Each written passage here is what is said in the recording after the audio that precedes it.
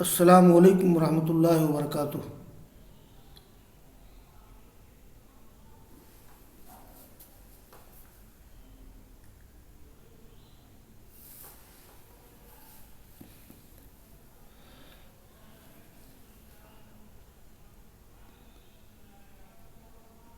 جامع صحیح بخاری کتاب المغازی باب غزوۃ الحدیبیہ۔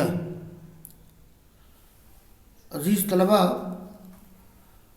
باب غزوۃ الحدیبیہ کا درس شروع ہوا ہے اور اس باب کی چند حدیث کا درس ہوا ہے اور ابھی وہ سلسلہ چلے گا۔ امام بخاری رحمہ اللہ نے مختلف سندوں سے غزوہ حدیبیہ کے بارے میں مختلف قسم کی باتیں نقل کی ہیں۔ دیکھیے، قال امیر المومنین فی الحدیث محمد بن اسماعیل البخاری رحمہ اللہ حدثنا عبید اللہ بن موسیٰ عن اسرائیل عن ابی اسحاق عن البراء رضی اللہ عنہ قال تعدون انتم الفتح فتح مکہ وقد كان فتح مکہ فتحا ونحن نعد الفتح بیعۃ الرضوان یوم الحدیبیہ كنا مع النبی 14 مئة والحدیبیہ بئر فنزحناها فلم نترك فيها قطرة فبلغ ذلك النبي صلى الله عليه وسلم فأتاها فجلس على شفيرها ثم دعا بإناء من ماء فتوضأ ثم مزمز ودعا ثم صبه فيها فتركناها غير بعيد ثم إنها أصدرتنا ما شئنا نحن وركابنا۔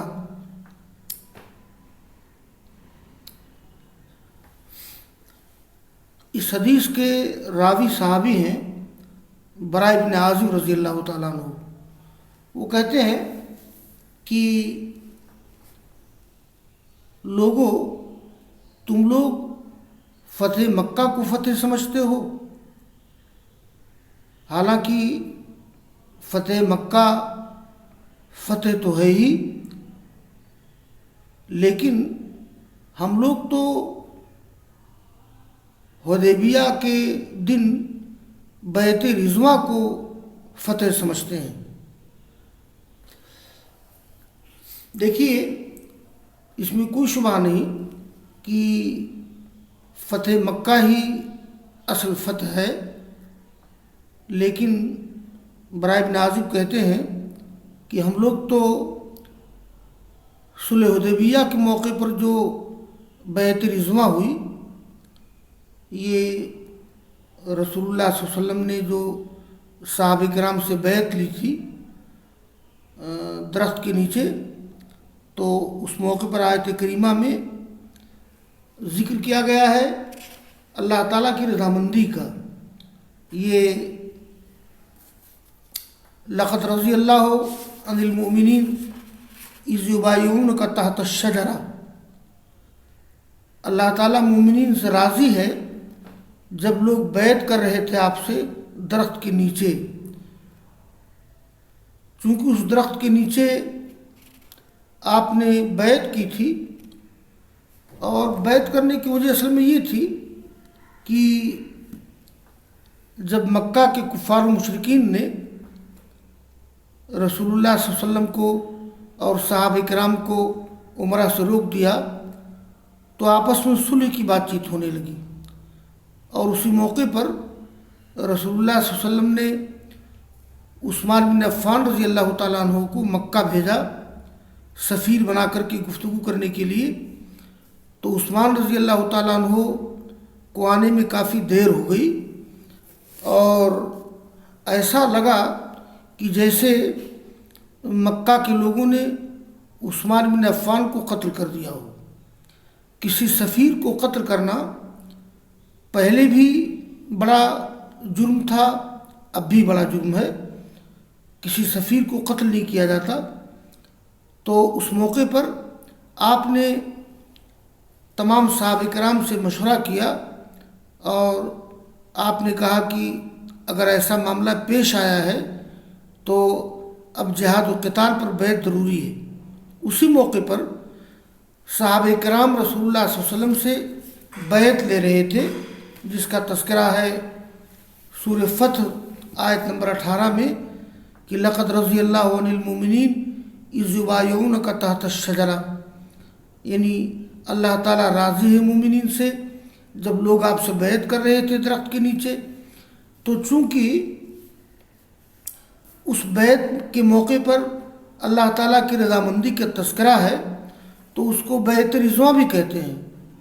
صلح حدیبیہ، غزوہ حدیبیہ یا بیعت رضوان، جو بھی نام دیا جائے درست ہے۔ تو برائے ابن عازب کہتے ہیں کہ ہم لوگ تو بیعت رضوان کو اصل فتح سمجھتے ہیں۔ طلبہ کو معلوم ہے کہ یہ بیعت رضوان ہوئی تھی، یعنی صلح حدیبیہ ہوئی تھی ذوالقعدہ سن 6 ہجری میں۔ تو برائے ابن عازب کہتے ہیں کہ اصل فتح تو یہ ہے۔ اس سلسلے میں حافظ ابن حجر لکھتے ہیں کہ یہ بیعت رضوان کو کیوں فتح سمجھتے تھے، اس کی کیا وجہ ہے؟ تو اس کی ایک وجہ یہ ہے کہ المراد بالفتح هنا الحدیبیہ لأنها كانت مبدأ الفتح المبین على المسلمین لما ترتب على الصلح الذي وقع منه الأمن ورفع الحرب وتمكن من يخشى الدخول في الإسلام والوصول إلى المدينة من ذلك كما وقع لخالد بن الوليد وعمر بن العاص وغيرهما، ثم تبعت الأسباب بعضها فوق بعضها بعضا إلى أن كمل الفتح۔ یہ بیعت رضوان کو یا صلح حدیبیہ کو کیوں فتح قرار دیا گیا؟ اس لیے کہ مسلمانوں کے لیے فتح مبین کا آغاز صلح حدیبیہ سے ہوا تھا، اس لیے کہ صلح حدیبیہ کی وجہ سے صلح سامنے آئی، جس کے نتیجے میں امن ہو گیا، جنگ ختم ہو گئی، اور جو لوگ اسلام میں داخل ہونے کے بارے میں ڈر محسوس کرتے تھے یا مدینہ آنے کے لیے ڈر محسوس کرتے تھے، ان کے لیے مدینہ آنا آسان ہو گیا، مسلمان ہونا آسان ہو گیا۔ اسی موقع پر مسلمان ہوئے تھے خالد بن ولید رضی اللہ تعالیٰ عنہ اور عمرو بن عاص وغیرہ۔ اس کے بعد بہت سے اسباب آتے گئے، یہاں تک کہ فتح مکمل ہو گئی۔ تو برائے ابن عازب کہتے ہیں کہ لوگ فتح مکہ کو فتح کہتے ہیں، ٹھیک ہے فتح مکہ بھی فتح ہے، لیکن فتح کا اصل سبب یا اس کا سرچشمہ یہ بیعت رضوان ہے، یعنی صلح حدیبیہ ہے۔ یہ برائے ابن عازب کے کہنے کا مطلب ہے، اس لیے کہ اگر بیعت رضوان نہ ہوتی، اگر صلح حدیبیہ نہ ہوتی تو فتح مکہ کا راستہ ہموار نہ ہوتا۔ یہاں میں ایک بات طلبہ کو بتا دوں کہ قرآن کریم میں کئی مقامات پر فتح کا ذکر آیا ہے اور حدیث میں بھی فتح کا ذکر کیا گیا ہے۔ جیسے دیکھیے قرآن کریم میں ایک تو سورہ فتح میں فتح کا ذکر آیا ہے، انا فتحنا لک فتحا مبینا، اور فتح کا تذکرہ سورہ نصر میں بھی ہے، اذا جاء نصر اللہ والفتح ورأیت الناس يدخلون فی دین اللہ افواجا۔ تو یہ سمجھنے کی ضرورت ہے کہ انا فتحنا لک فتحا مبینا میں فتح مبین سے مراد صلح حدیبیہ ہے، اور اذا جاء نصر اللہ والفتح میں اس فتح سے مراد فتح مکہ ہے۔ تو انا فتحنا لک فتحا مبینا میں فتح مبین سے مراد صلح حدیبیہ، اور اذا جاء نصر اللہ والفتح میں فتح سے مراد فتح مکہ۔ حدیث میں بھی ایک جگہ فتح کا ذکر ہے، وہاں بھی فتح مکہ مراد ہے۔ یہ رسول اللہ صلی اللہ علیہ وسلم کی حدیث ہے، لا ہجرت بعد الفتح، یعنی فتح کے بعد ہجرت نہیں۔ تو یہاں اس سے مراد فتح مکہ ہے، اس لیے کہ جب مکہ فتح ہو گیا، اب اس کے بعد ضرورت نہیں تھی لوگوں کے لیے کہ ہجرت کر کے مکہ سے مدینہ آئے۔ جب تک مکہ فتح نہیں ہوا تھا اس وقت تک مدینہ کی طرف ہجرت کرنا ضروری تھا۔ تو یہ برائے ابن عازب نے جو بات کہی ہے وہ درست ہے۔ آگے برائے ابن عازب کہتے ہیں ہم رسول اللہ صلی اللہ علیہ وسلم کے ساتھ تھے اور ہم لوگوں کی تعداد 1400 تھی۔ یہ 1400 تعداد تھی اور کچھ لوگوں نے 1500 کہا ہے۔ تو برائے ابن عازب کہتے ہیں والحدیبیۃ بئر، یعنی حدیبیہ ایک کنویں کا نام ہے۔ میں نے اس سے پہلے ذکر کیا ہے کہ اصل میں حدیبیہ اس مقام کا نام ہے، اور اس کا نام حدیبیہ کیوں پڑا؟ تو ایک وجہ تو یہ ہے کہ وہاں ایک درخت تھا جس کو حدیبیہ کہا جاتا تھا۔ دوسری وجہ یہ ہے کہ حدیبیہ نام کا کنواں تھا۔ بہرحال الحدیبیہ یا درخت ہو یا کنواں ہو، تو اسی وجہ سے اس مقام کا نام حدیبیہ پڑ گیا۔ تو برائے ابن عازب کہتے ہیں فَنَزَعْنَاهَا فَلَمْ نَتْرُكْ فِيهَا قَطْرَةً، یعنی ہم نے اس کا پانی نکال لیا۔ اصل میں نزہون کے معنی ہوتے ہیں کہ اخذ الماء شیئا بعد شیئا، اخذ الماء شیئا بعد شیئا حتی لا یبقى شیء، یعنی آہستہ آہستہ پانی نکالنا یہاں تک کہ پانی نہ بچے۔ تو کہتے ہیں کہ حدیبیہ ایک کنواں تھا، تو فنزہناها، ہم نے اس کا پانی نکال لیا، فلم نترک فیہا قطرہ، ہم نے ایک قطرہ بھی نہیں چھوڑا۔ یہ بات پہنچی اللہ کے رسول کو کہ یہ حدیبیہ، بیر حدیبیہ میں پانی نہیں ہے، تو آپ تشریف لائے، آپ بیٹھے اس کے کنارے، شفیر کے معنی کنارہ، اس کے مڈیر پر بیٹھے، پھر آپ نے ایک برتن منگایا، پانی سے وضو کیا، آپ نے کلی کی اور آپ نے دعا کی، ثم صبہ فیہا، اور پھر آپ نے اس میں پانی اڈیلا، گرا دیا، فترکناہا غیر بعید، اور ہم نے اس کو چھوڑ دیا تھوڑی مدت کے لیے، ثم انا اسدرتنا ما شئنا نحن ورکابنا، یہ اسدار معنی واپس کرنا، سیراب کر کے واپس کرنا۔ تو پھر اس کنویں نے ہم کو واپس کیا سیراب کر کے، جتنا یعنی جیسا کہ ہم نے چاہا ہم کو سیراب کر کے اور ہماری سواریوں کو سیراب کر کے۔ اور آگے پھر ذکر ہے قال امیر المؤمنین فی الحدیث حدثنی فضل بن یعقوب قال حدثنا الحسن بن محمد بن اعین ابو علی الحرانی قال حدثنا زہیر قال حدثنا ابو اسحاق قال انبانا البراء بن عازب رضی اللہ عنہما انہم کانوا مع رسول اللہ صلی اللہ علیہ وسلم یوم الحدیبیہ 1400 او اکثر، فنزلوا على بئر فنزحوها، فأتوا رسول الله صلى الله عليه وسلم فأتى البئر وقعد على شفيرها، ثم قال ائتوني بدلو من مائها، فأتي به فبصق فدعا، ثم قال دعوها ساعة فأرووا أنفسهم وركابهم حتى ارتحلوا۔ یہ برائے ابن عازب کی روایت ہے، الفاظ تھوڑے سے بدلے ہوئے ہیں۔ امام بخاری رحمہ اللہ جب یہ جہاں روایات پہ تکرار کرتے ہیں تو کچھ نہ کچھ نیا فائدہ ضرور ہوتا ہے۔ تو دیکھیے برائے ابن عازب کہتے ہیں کہ وہ تھے اللہ کے رسول کے ساتھ حدیبیہ کے دن 1400 یا زیادہ، میں نے بتایا نا کہ 1400 یا 1500 ان کی تعداد تھی۔ فنظروا علی بئر، وہ ایک کنویں کے پاس اترے، فنزحوها، یہ نزہون کے معنی ہوتے ہیں اصل میں فنزحوها، اور بعض نسخے میں ہے یہ فنزفوها، یہ جو حدیث گزری ہے فنزحناها، تو ایک قرات میں فنزفناہا، تو نزح اور النزح والنزف مترادفان، یہ دونوں مترادف ہیں، اور اس کا وہی معنی ہے اخذ الماء شیئا بعد شیء حتی لا یبقى شیء۔ تو فنزحوها، لوگوں نے اس کنویں کے پانی کو استعمال کر کے ختم کر دیا۔ پھر آئے اللہ کے رسول کے پاس،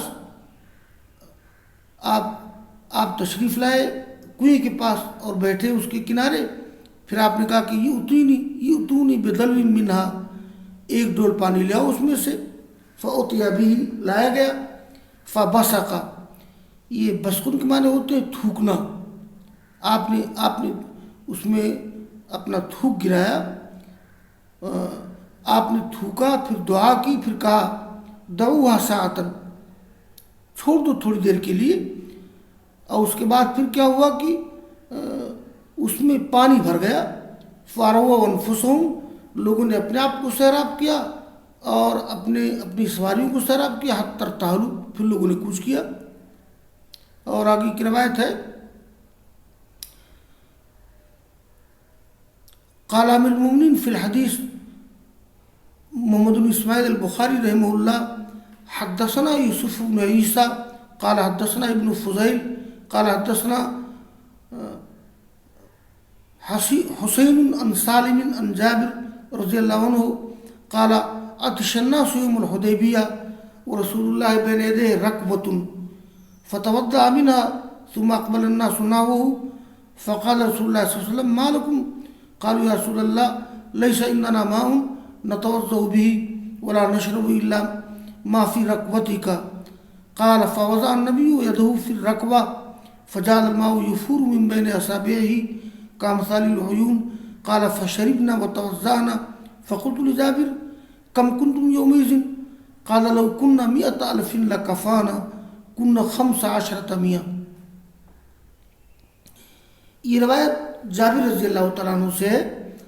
اس سے پہلے جو روایتیں گزری ہیں وہ اس کے راوی تھے برائے بن عازب رضی اللہ تعالیٰ عنہ، اور اسی واقعے کا ذکر جابر رضی اللہ تعالیٰ عنہ کر رہے ہیں۔ اس میں کچھ اور بعض تفصیلات ہیں۔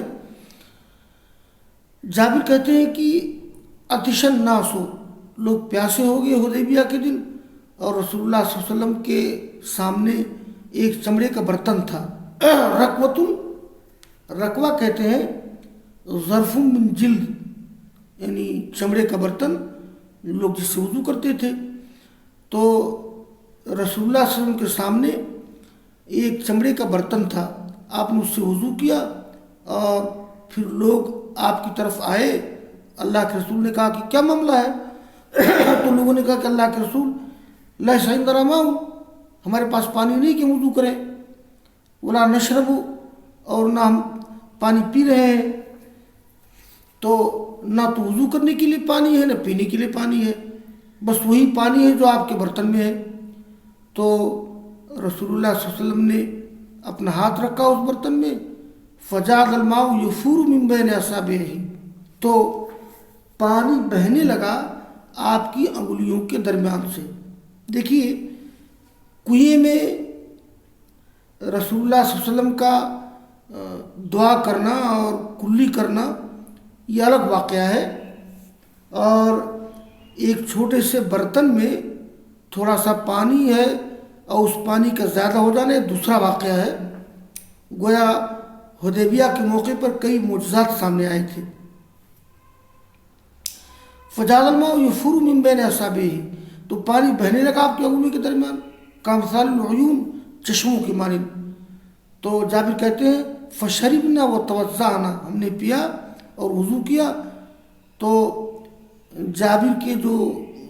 جابر رضی اللہ تعالیٰ عنہ سے پوچھنے والوں نے، یہ سالم نے پوچھا کہ میں نے کہا جابر سے کہ کم کنتم یومئذ، تم لوگ کتنے تھے؟ تو انہوں نے کہا کہ لو کنا 100,000 لکفانا، اگر ہم 1,00,000 ہوتے تو وہ پانی کافی ہو جاتا، لیکن کنا 15 مئة، یعنی ہم 1500 تھے۔ اصل میں صحابہ کرام کی تعداد 1500، 1400 اسی طرح سے تھی، مختلف صحابہ اکرام نے اپنے انداز سے صحابہ لوگوں کی تعداد بتائی. تو یہ احادیث ہو گئی ہیں. انشاءاللہ پھر وآخر دعوانا ان الحمدللہ رب العالمین.